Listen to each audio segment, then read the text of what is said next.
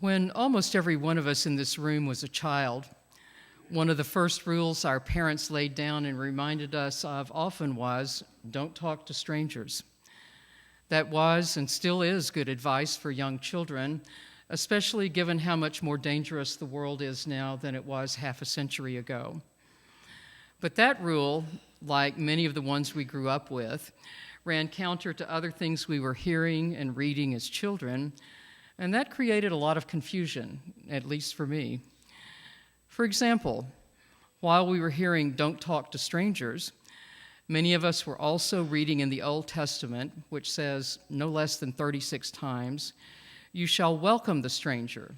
You shall welcome the stranger. The Hebrew verb is imperative. You shall welcome the stranger, for you yourselves were once strangers in the land of Egypt.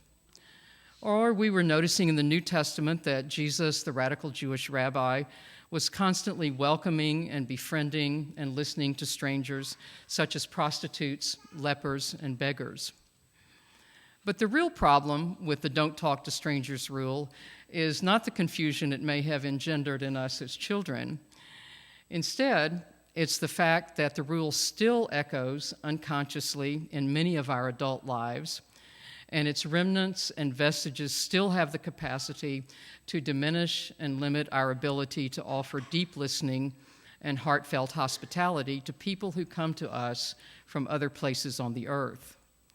And even more fundamentally, the "don't talk to strangers" rule still wields enormous power when it comes to welcoming and listening to those parts of our inner selves from which we are estranged, and which keep us from the growth into wholeness that will enable us to set out the welcome mat and prepare the table for the increasing number of strangers who want and need our help and our embrace. 10 years ago last month, I retired from 30 years in the legal profession. It was a great day. I spent the first 12 of those years as a criminal lawyer, followed by 18 years as a judge on the United States Immigration Court. And what I'll be talking a little bit about today is how my work as a judge altered the course of my emotional and spiritual life. When most of us think about immigration, and it's hard not to think about it these days, we primarily think about the recent humanitarian crisis on the border, or about undocumented workers who come here and do those hard jobs for low pay and lots of exploitation. Or maybe we think of technical workers such as engineers and computer scientists who come here largely sponsored by corporate America. Or perhaps young people on student visas at our local colleges and universities. Or maybe artists and performing troupes on tours through the United States. Or children adopted from other countries. But few of us think much about people who come here seeking asylum and refuge and safe haven because they have been greatly harmed in body and spirit in their own countries. During my 18 years as a judge, I heard thousands of cases brought by people who had been tortured and persecuted in their countries, had made their way to this country, and who were seeking asylum in court proceedings that one by one broke my heart, taught me the beginnings of what I need to learn about welcoming inner and outer strangers, and changed me irrevocably and forever as a judge and a person. Under American immigration law, a person qualifies for a grant of asylum if he or she can prove that they have been tortured or persecuted in their own country, or have a well-founded fear of such persecution if sent back to their country because of their race, religion, nationality, membership in a particular social group, or political opinion. The torture or persecution must have been inflicted by the government or a group that the government cannot control, and things such as domestic violence, random street crimes, and discrimination have traditionally not been grounds for obtaining asylum. Only one or more of the 5 grounds specified in the statute, race, religion, nationality, membership in a particular social group, or political opinion, is a proper predicate on which a judge may grant asylum. The asylum seekers whose cases came before me were all strangers to me, not only because I didn't know them, but most especially because I, like other Americans, have no idea about what really goes on in troubled countries.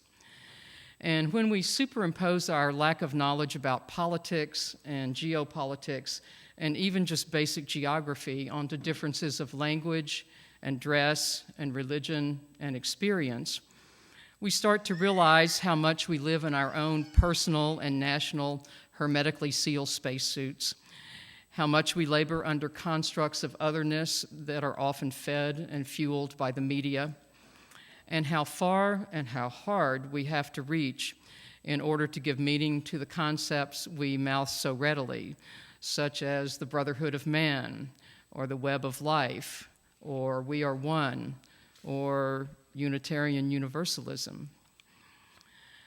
Besides its much-needed lessons of gratitude and humility, the primary blessing of my job was how it taught me to listen deeply to people who had been harmed and persecuted, to hear the subtext of their narratives, to see the scars on their bodies and the fault lines in their psyches and their souls, and to eventually welcome them into my heart and my country with an openness that I never thought was possible for me, and that still requires effort and consciousness on my part every day.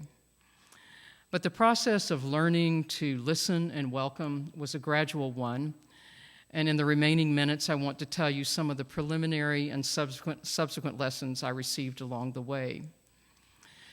The first thing I learned is that there are so many parts of myself from which I was and still am estranged.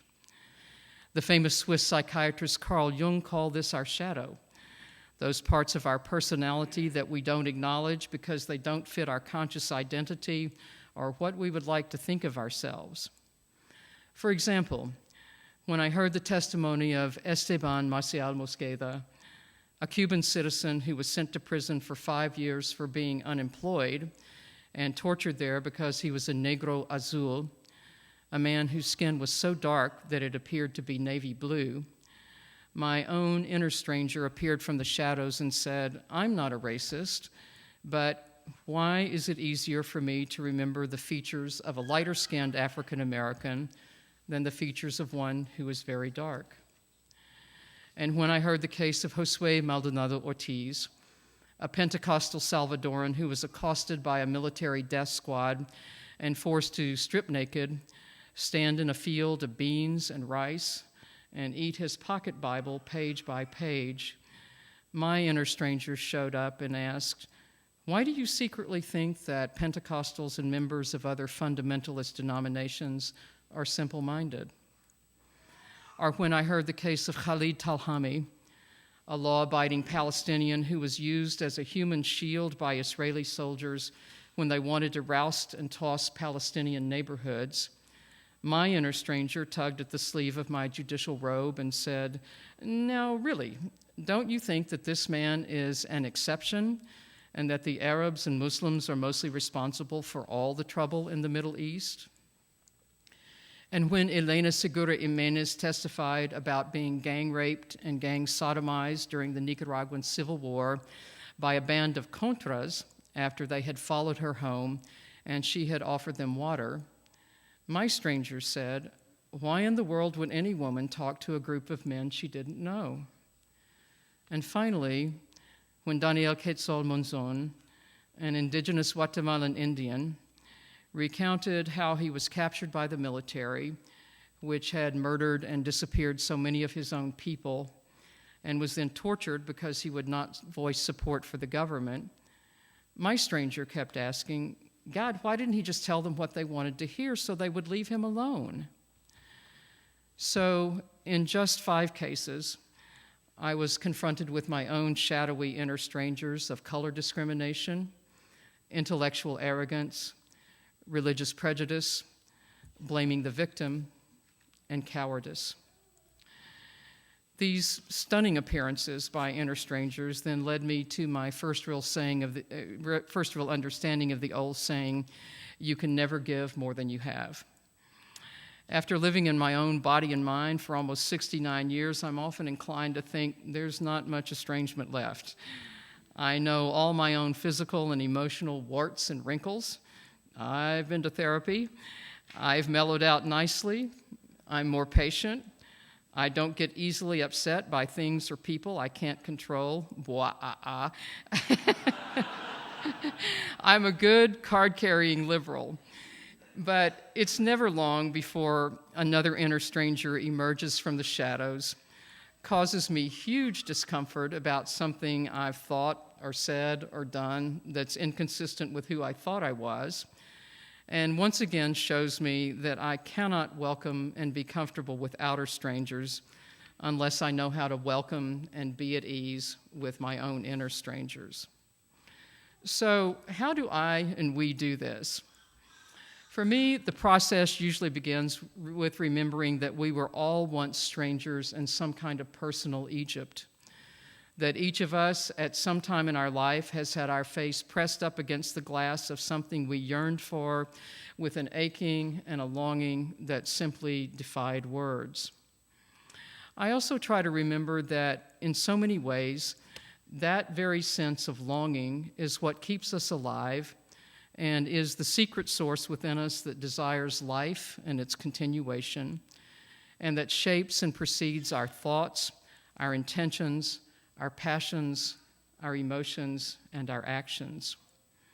And because of that experience of longing, deep within each of us is the humanity and the ability to translate our memories of pain and alienation and our desire to be received and included into the ability to welcome others. But the translation from memory of estrangement and longing to the practice of welcome is a hard one, and the only lexicon I've found that really works for me is to approach the strange parts of myself not with fear and judgment, but with curiosity, openness, and wonder. I like interesting dreams, and I also like good acronyms. I recently had a dream in which I gave my therapist a toy cow with the words curiosity, openness, and wonder written one underneath the other on its left flank. The first letter of each of the three words was capitalized C-O-W, and on the little platform on which the cow stood, I had written the sacred cow of therapy.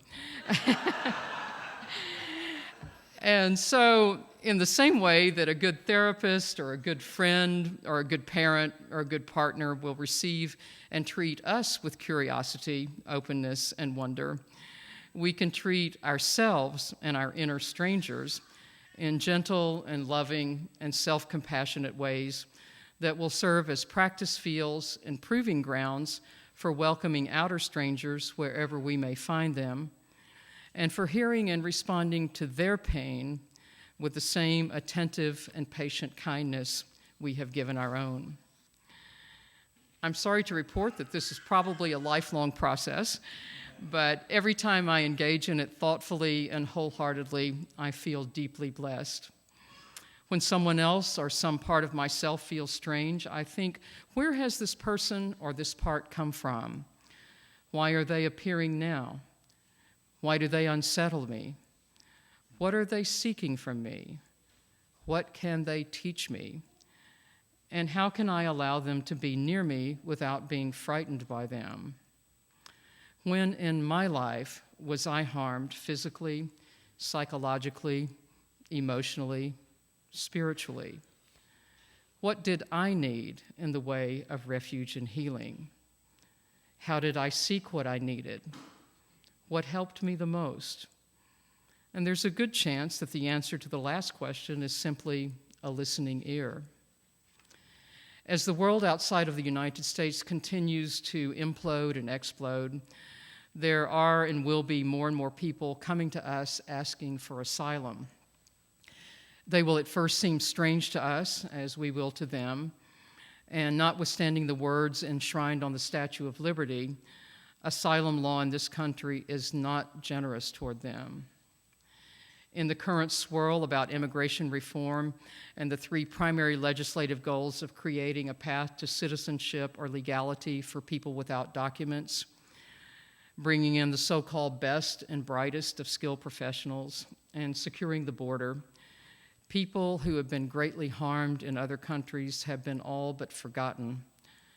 But these are the ones who come out of great tribulation, and these are the ones who changed and continue to transform my life. I want to tell you that anything you do to welcome them will be enough, and that it is altogether moral to start small and to stay small. We often search for a lofty, high-profile task when all we are summoned and called to do is to lift the spirits of the person right in front of us. Welcoming can take so many forms, from a simple nod or smile or handshake, or a few minutes of heartfelt empathy, or long hours of listening.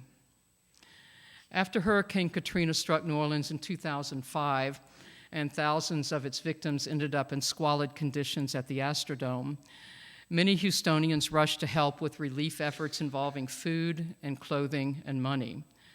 And amidst all of this wonderful giving was another little-known project organized by some psychotherapists there, which called itself A Time to Talk.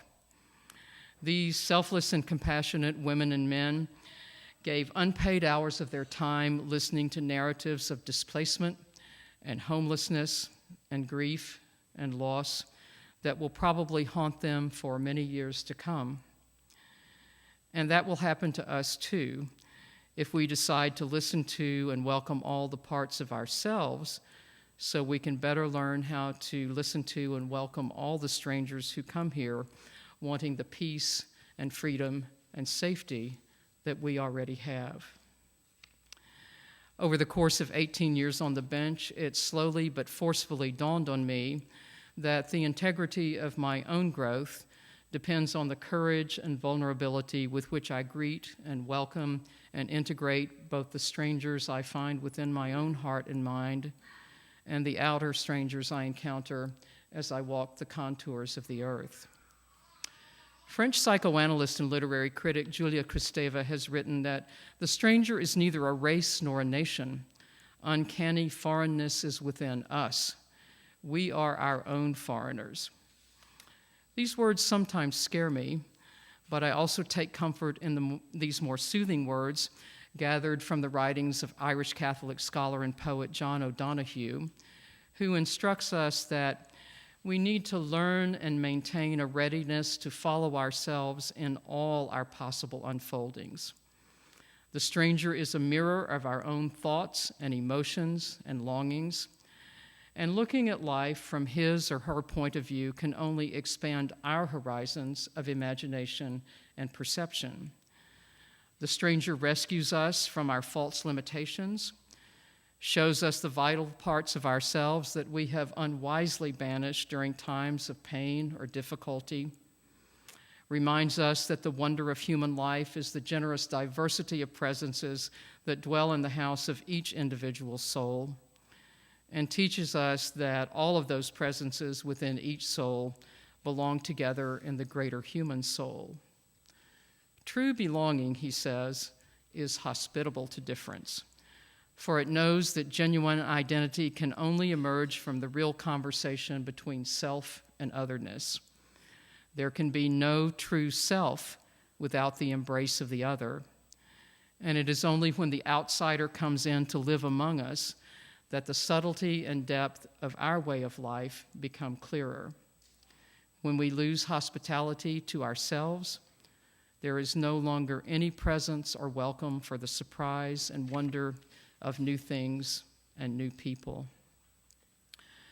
One of the bright lights in the amazing and annoying city called Houston is Dr. Jill Carroll, a former professor at Rice University who is trained in philosophy and who speaks and writes widely about religious tolerance. In a recent talk at the Jung Center, Dr. Carroll described her very conservative father's coming to terms of endearment, not only about his daughter's partnership with another woman, but also about their adoption of a beautiful African-American baby boy, and how we can all write a new page or a new chapter in the book of love every time we choose to set aside our attachments to how we think things and people and families should look.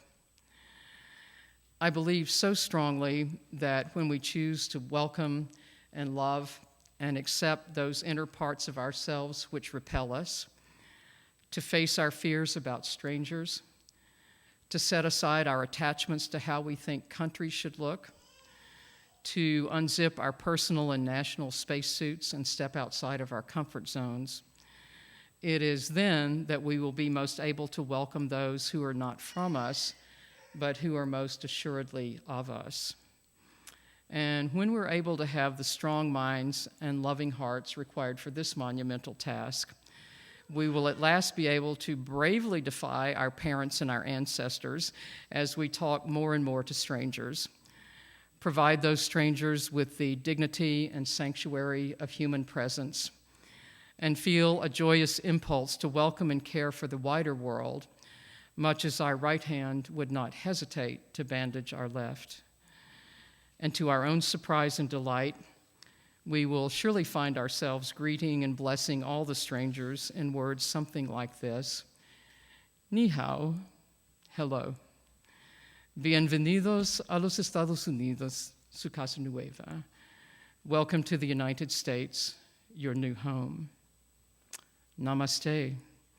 My soul recognizes and bows to your soul. Assalamu-alaikum.